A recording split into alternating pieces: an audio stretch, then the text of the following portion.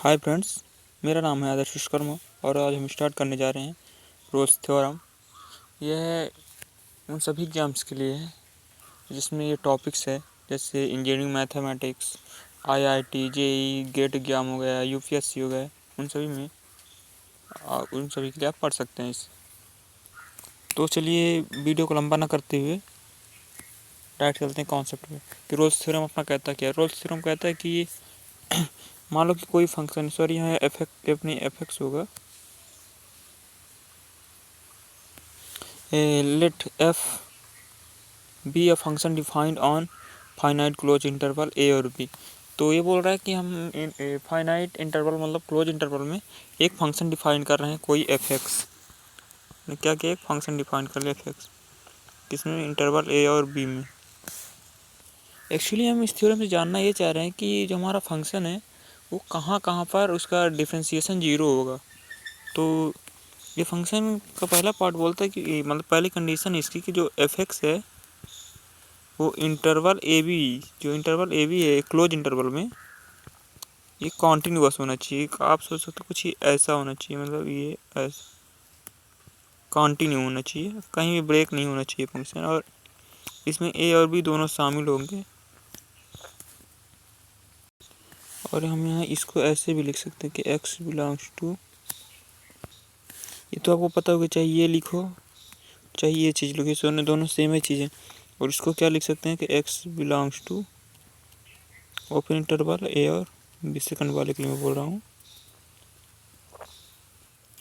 दूसरी कंडीशन क्या है कि फंक्शन डिफरेंशिएबल होना चाहिए।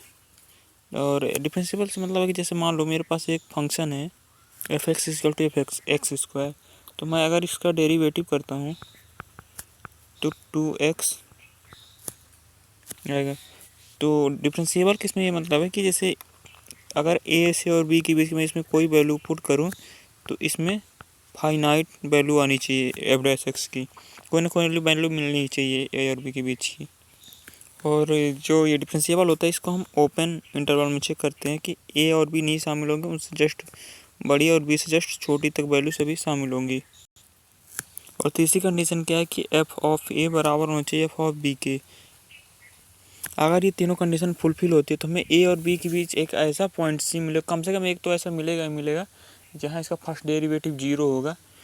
तो जैसा कि मैंने बताया, इस थ्योरम का उपयोग ये इसीलिए किया, मतलब यूज इसीलिए किया जाता है कि हम पता कर सकें कि ए और बी के बीच, किन्हीं दो इंटरवल के बीच इसका डिफ्रेंशिएशन कहाँ कहाँ जीरो हो रहा है। तो आइए इसका प्रूफ देखते हैं तो आपको कुछ क्लियर होगा ज़्यादा अच्छी तरह से। अगर ये तीनों कंडीशन सेटिस्फाई होती तो यहाँ इससे एक ये नई कंडीशन बन जाती है। तो देखते हैं कंडीशन निकलती कैसे, आती कैसे, इसका प्रूफ देखते हैं हम।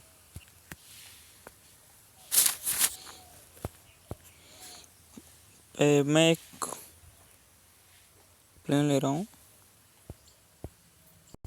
मैं यहाँ एक्स एक्सिस और वाई एक्सिस ड्रॉ कर रहा हूँ। पहले मानो कि अपना सॉरी मानो कि मेरी एक्स एक्सिस है और ये वाई एक्सिस है। तो मैं एक फंक्शन, पहली कंडीशन क्या है कि फंक्शन कॉन्टिन्यूअस होना चाहिए क्लोज इंटरवल में। दूसरी कंडीशन क्या है, डिफरेंशिएबल होना चाहिए। और तीसरी कंडीशन क्या है कि एफ ऑफ ए बराबर एफ ऑफ बी होना चाहिए। तो हम स्टेटमेंट के हिसाब से डायग्राम बनाते हैं। मान लो कोई कर्व है, ये इसको एक वैल्यू मैं यहाँ बनाना चाहता हूँ कि मैंने मान लिया कि पॉइंट ए है,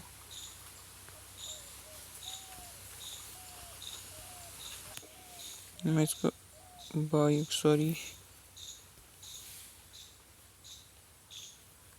इसको मिला दिया और इसको मिला दिया बाई एक्सिस। देखो मैं इसको मिला रहा हूँ, मान लो कि ये पॉइंट ए है, ये पॉइंट बी है, इसके बीच में मुझे ऐसा कोई पॉइंट मिल रहा है जहाँ इसका डिफरेंशिएशन फर्स्ट डेरिवेटिव जीरो सी ले लिया। अगर ये दूरी सी है तो मैं बीच की दूरी को स्मॉल एच मान रहा हूँ, जहाँ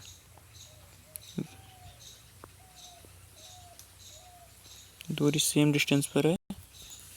तो एफ ऑफ ए की वैल्यू कितनी आ जानी चाहिए, यहाँ पास मिलेगी एफ ऑफ ए और यहीं पास मिलेगी एफ ऑफ बी, और ये वाली वैल्यू हो जाएगी एफ ऑफ सी के बराबर। जैसे स्टेटमेंट है कि एफ ऑफ ए बराबर होना चाहिए एफ ऑफ बी की, उसी हिसाब से मैंने ड्राइंग कर दिया है। जैसे यहाँ लिखा है कि एफ ऑफ ए, तो मैं इसको तो ऐसे भी तो लिख सकता हूँ एफ ऑफ, ये पूरे सी में से एच हटा दूँ, f of C minus h. और एफ ऑफ बी है यहाँ पास, तो बी की जगह मैं क्या पुट कर सकता हूँ कि एफ ऑफ सी में प्लस एच जोड़ रहा हूँ, जहाँ एच टेंडिंग टू जीरो, मतलब एच की जो ये डिस्टेंस है ये बहुत छोटी है, मतलब 0.पॉइंट मतलब बहुत छोटी डिस्टेंस है ये। तो अपनी ये काम के हैं। तो अगर ऐसा है तो ये इसमें दो केस बनेंगे। इसमें केस पहला क्या हो सकता है कि मैक्सिमा और मिनिमा सेम हो जाए, जैसे जिसके लिए कांस्टेंट फंक्शन के लिए, जैसे एफ एक्स इक्वल टू 3, मान लो ये किसी इंटरवल ए बी में है। तो अगर हम एफ डैश एक्स देखते हैं ओपन इंटरवल में, f dash x equal to 0, तो इसका कुछ ग्राफ ऐसे था ना, तो इसकी तीनों कंडीशन फुलफिल होंगे। एफ एक्स कांस्टेंट फंक्शन है जो तो कॉन्टिन्यूस होना ही होना है। दूसरा एफ डैश एक्स बराबर 0, तो जो एफ डैश एक्स है मतलब फर्स्ट डेरिवेटिव वो तो 0 हो रहा है, मतलब फाइनाइट वैल्यू मिल ही रही है। ए और बी के बीच की कोई भी वैल्यू डालिए आप, इसमें ये फाइनाइट ही मिलेगा ओपन इंटरवल के। और तीसरी कंडीशन क्या है, एफ ऑफ ए बराबर एफ ऑफ बी आएगा ही आएगा, इसमें कोई वही नहीं है, क्योंकि यहाँ अगर एक डालोगे तो भी 3 आएगा, 2 डालोगे तो भी 3 आएगा। इसलिए पहला केस यही होता है कि मैक्सिमम और मिनिमम बराबर हो जाए। अब देखते हैं दूसरा केस जो जनरली हम लोग यूज करते हैं। इसको हमने क्या माना था, ए माना था, क्या माना था ए, इसको सी, इसको बी, जे वैल्यू होगी यहाँ पास एफ ऑफ ए की होगी, और यहाँ पास जो वैल्यू होगी वो किसकी होगी, एफ ऑफ सी की होगी, और एफ ऑफ ए और यहाँ पास जो होगी वो एफ ऑफ बी की होगी। और हमको पता है एफ ऑफ ए और एफ ऑफ बी बराबर है, तो हम यहाँ से क्या लिख सकते हैं, और अपनी ए डिस्टेंस एच के बराबर थी ना, ये यहाँ से यहाँ तक। तो एक बात बताओ, जैसे मान लो एफ ऑफ सी की वैल्यू 5 है थोड़ी देर के लिए, और एफ ऑफ ए की वैल्यू 2 है, तो अगर मैं 2 माइनस 5 करूँगा तो हमेशा 0 है, तो निगेटिव आएगा, बराबर ना। अगर ये भी 2 है तो 2 माइनस 5 करूँगा तो निगेटिव ही आएगी हमेशा। तो हम यहाँ से कुछ कंडीशंस निकाल सकते हैं दोनों में से, कि जैसे देखो एफ ऑफ ए को हम क्या लिख सकते हैं, हम यहाँ एफ ऑफ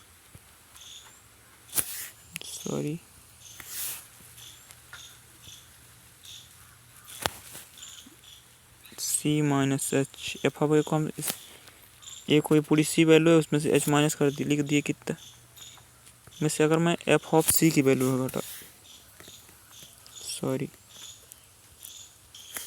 ये एफ ऑफ सी एच है और एफ ऑफ मैं सी की वैल्यू हटा रहा हूँ।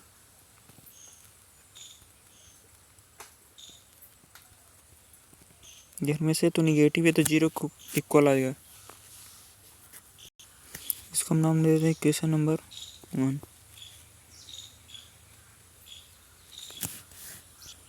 अब ऐसे ही देखो एफ ऑफ ये जो है ए प्लस एच लिख सकते हैं ना, कि F of A plus H से अगर हम एफ ऑफ सी माइनस करेंगे तो ये भी निगेटिव है तो 0 के इक्वल आएगा। इसे मैं अब मैं क्या करता हूँ, मैं दोनों में लिमिट एच टेंड्स टू 0 ले लेता हूँ, और फर्स्ट इक्वेशन में माइनस एच से मल्टीप्लाई कर देता हूँ, डिवाइड कर देता हूँ, और दूसरे में प्लस एच से डिवाइड कर देता हूँ। तो देखिएगा क्या बनेगा, limit H tends to 0, F of C minus H minus F of C और माइनस एच से अगर डिवाइड देंगे तो इनइक्वालिटी का चिन्ह चेंज हो जाएगा और ये पॉजिटिव हो जाएगी। इसे मैं इक्वेशन नंबर 3 दे रहा हूँ। और दूसरे में क्या क्या था कि लिमिट लिए थे एच टेंड्स टू 0 के लिए और f of c plus h ये निगेटिव। तो आप बताइएगा फंक्शन डिफरेंशिएबल है तो ये एक बोल रहा, तो यहाँ से क्या निकल रहा, अगर देखें तो इसको पहला बार क्या बन रहा, left hand derivative does not equal to right hand derivative. तो अगर लेफ्ट हैंड डेरिवेटिव और राइट हैंड डेरिवेटिव इक्वल नहीं है तो इसका क्या बोलते हैं फलन डिफरेंशिएबल नहीं होगा। तो इससे डिफरेंशिएबल होने के लिए क्या होना चाहिए कि लेफ्ट हैंड डेरिवेटिव बराबर राइट हैंड डेरिवेटिव।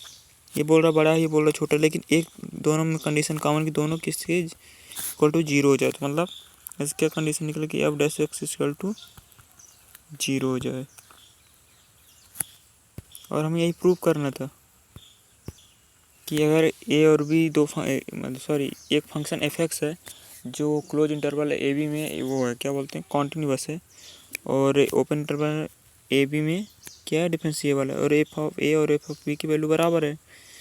तो अगर ये तीनों कंडीशन सेटिस्फाई होती है तो ए और बी के बीच एक ऐसा पॉइंट मिलेगा जहाँ ये ऐसे कम से कम एक ऐसा पॉइंट मिलेगा जहाँ इसका फर्स्ट डेरिवेटिव 0 होगा। तो ये फर्स्ट डेरिवेटिव 0, यही प्रूव करना था अपने को। चलिए इसके कुछ क्वेश्चंस देखते हैं तब आपको ज़्यादा क्लियर होगा। क्वेश्चन क्या बोल रहा है, does Rolle's theorem is applicable for the function F x mod of x for minus x की वैल्यू -1 से 1 है, ये क्लोज इंटरवल में होना चाहिए, सॉरी।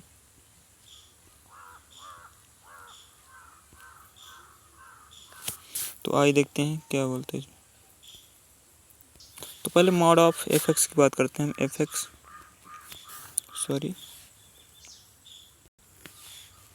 मॉड ऑफ एक्स, इसका ग्राफ कुछ ऐसा होता है ना, अगर आपको याद हो तो वी शेप का, जो पॉइंट 0 होता है जहाँ फंक्शन डिफरेंशिएबल नहीं होगा क्योंकि यहाँ शार्प पॉइंट बन रहा है। तो पहला क्या बोलता है, no as it's not continuous in that interval. ये तो गलत बोल रहा है कि फंक्शन कॉन्टिन्यूस नहीं है, हम देख रहे हैं कि फंक्शन कॉन्टिन्यूस है। ग्राफ से पता चल रहा है no as the function is not differentiable at x बराबर 1 पर ये डिफरेंशिएबल है, इसलिए ये भी कंडीशन दूसरी गलत हुई। No as differentiable the function is not differentiable at, ये तीसरी कंडीशन से ये सही बोल रहा है। ये तीसरी कि एक्स बराबर 0 पर, ये पूछ रहा हम क्या नहीं लगा सकते, मतलब एक नो, क्योंकि एक्स बराबर 0 पर ये फंक्शन डिफरेंशिएबल नहीं है, एप्लीकेबल नहीं है।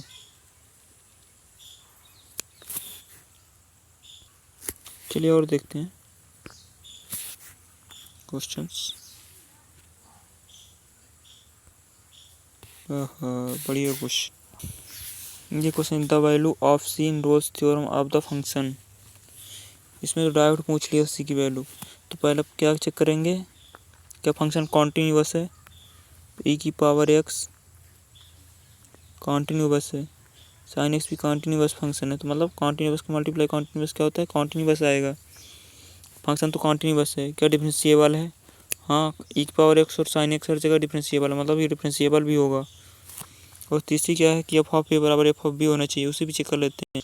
एफ ऑफ 0 की ई की पावर 0 हो जाएगी और साइन 0 की वैल्यू 0 हो जाएगी, मतलब कितना है 0, कितनी इक्वल 0 की।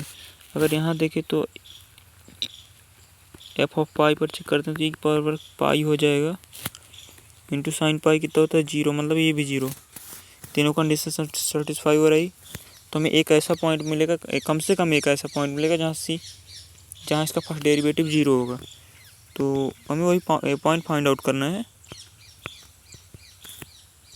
यहाँ तीनों कंडीशन सेटिस्फाई हो रही हैं, इसलिए एफ डैश एक्स कितना होना चाहिए, एफ डैश एक्स।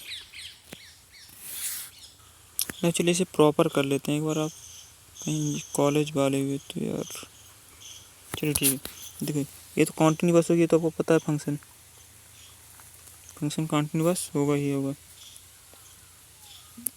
और दूसरा इससे वो डिफरेंशिएबल होना चाहिए। तो एफ डैश एक्स निकालते ई की पहले फर्स्ट वाला एट इज इट, सेकंड वाला कॉस एक्स प्लस सेकंड वाला एट साइन एक्स ई की पावर एक्स, ये आएगा ई की power sine x plus cos x. ये तो ऑलरेडी डिफरेंशिएबल है।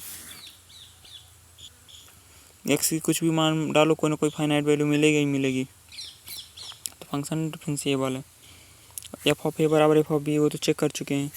अब f dash x equal to 0 हो जाएगा अगर ऐसा है तो ई की पावर एक्स तो पॉजिटिव वैल्यू है, तो इसको 0 में बेच सकते हैं। यहाँ से क्या मिलेगा, साइन एक्स इक्वल टू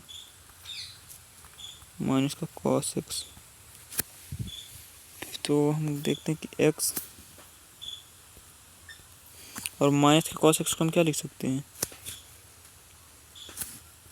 तो है सॉल्व करना इजी होगा। अगर मैं माइनस कॉस एक्स इधर ले जाऊँ,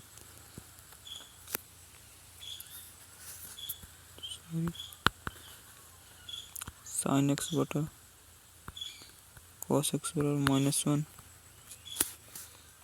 तो टेन एक्स बराबर -1 आएगा। और टेन एक्स की वैल्यू -1 कब होती है, 3π/4। फिर पाई जोड़ेंगे तो मतलब 7π/4 ऐसे ही चलती जाएगी। तो अपने को एक्स की इंटरवल तो सी belongs to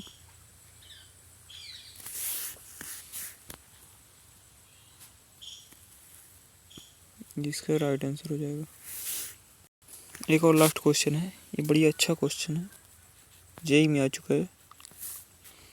if F x satisfied the Rolle's theorem in, अच्छा रोल्स थ्योरम इसमें अप्लीकेबल, इसमें हम लगा सकते हैं। हमको फाइंड करना है कि ये, सॉरी भाई 3 से 8 एफ डैश एक्स इनमें से किसके बराबर है। तो आपको पता होना चाहिए कि एफ डैश एक्स का अगर हम इंटीग्रेशन करते हैं तो हमको क्या पता मिलता है, एफ एक्स ही मिलेगा। ये तो अभी पता होना चाहिए कि ये फंडामेंटल यूज करेंगे हम। और दूसरा क्या यूज कर सकते हैं कि एफ ऑफ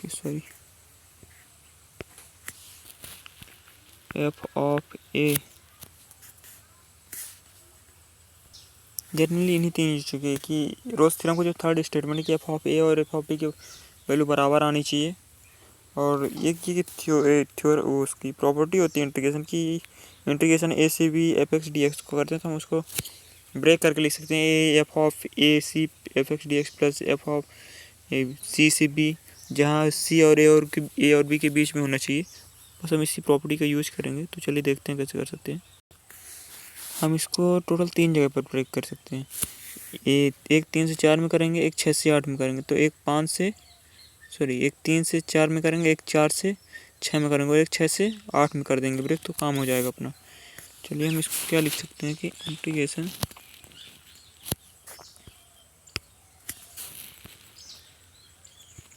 थ्री से 4